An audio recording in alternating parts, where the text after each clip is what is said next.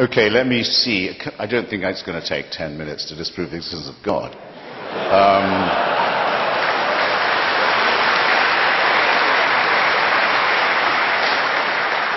The atheist proposition is the following. Most of the time, it may not be said that there is no God.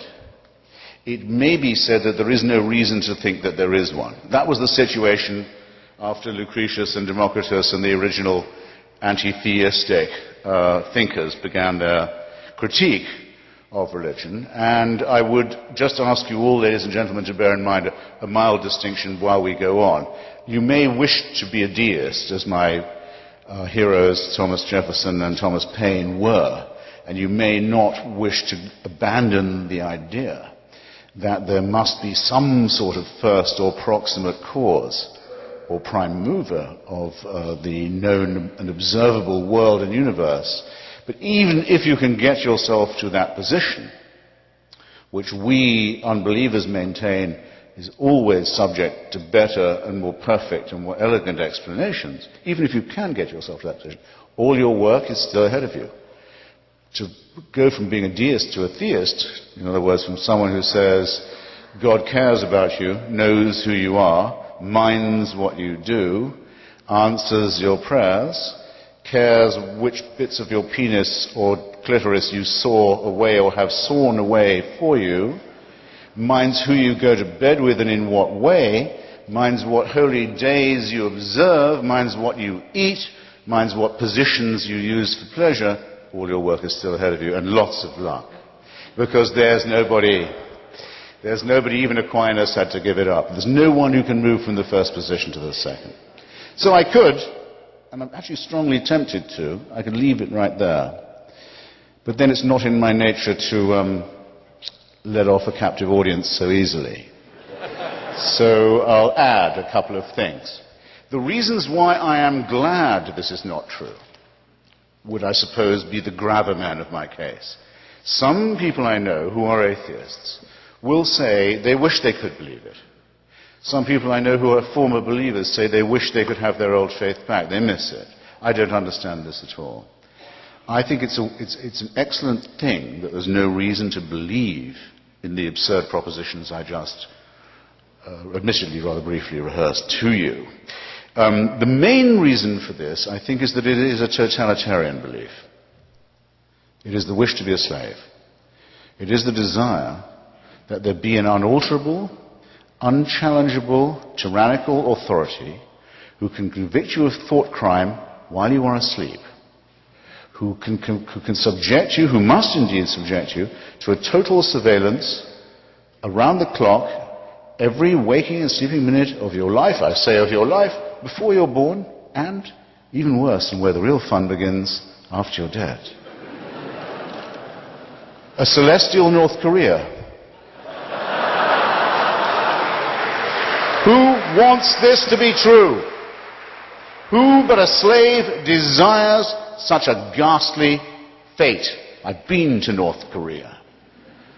It has a dead man as its president. Kim Jong-il is only head of the party and head of the army. He's not head of the government or the state. That office belongs to his deceased father, Kim Il-sung. It's a necrocracy. A thanatocracy. It's one short of a trinity, I might add. The son is the reincarnation of the father. It is the most revolting and utter and absolute and heartless tyranny the human species has ever evolved. But at least you can fucking die and leave North Korea.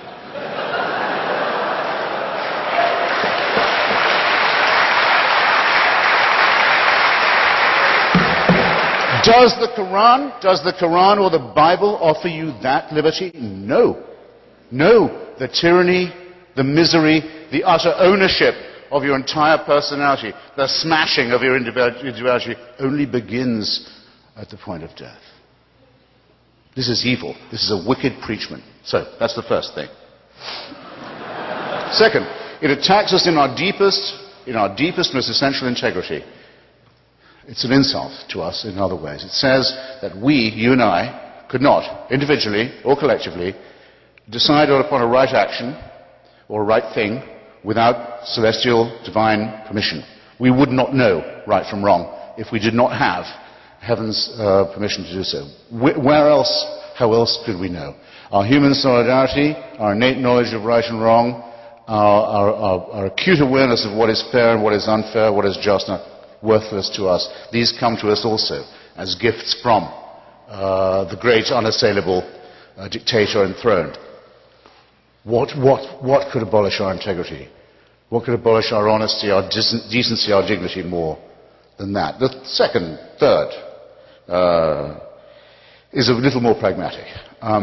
Religion is our first, that's why I'm so fascinated with it, it's our first version of the truth. It's our first attempt as a species.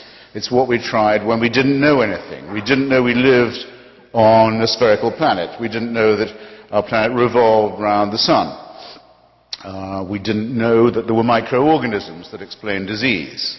We thought diseases came from curses or witches or ill-wishing or devils or dust devils. We didn't know anything from the childish, terrified, ignorant origins of our animal primate species. We come to religion. It's also our first attempt at philosophy, our first attempt at morality, our first attempt at healthcare, actually, but because it was our first, it is our worst. We now have better explanations for all these dreads, and we have cleared up all of these mysteries, yet we still dwell.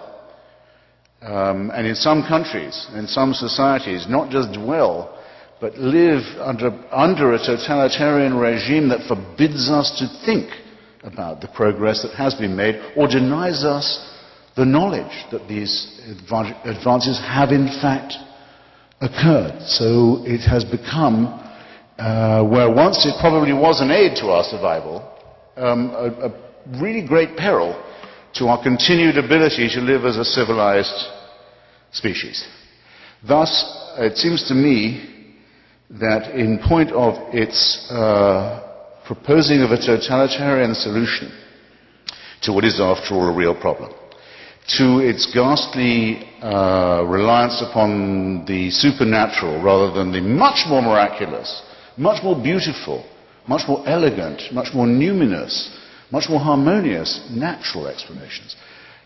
Think how much lovelier Einstein and Darwin are. Think how much more elegant and persuasive they are than the idea of the burning bush, or the demand that without circumcision there can be no redemption.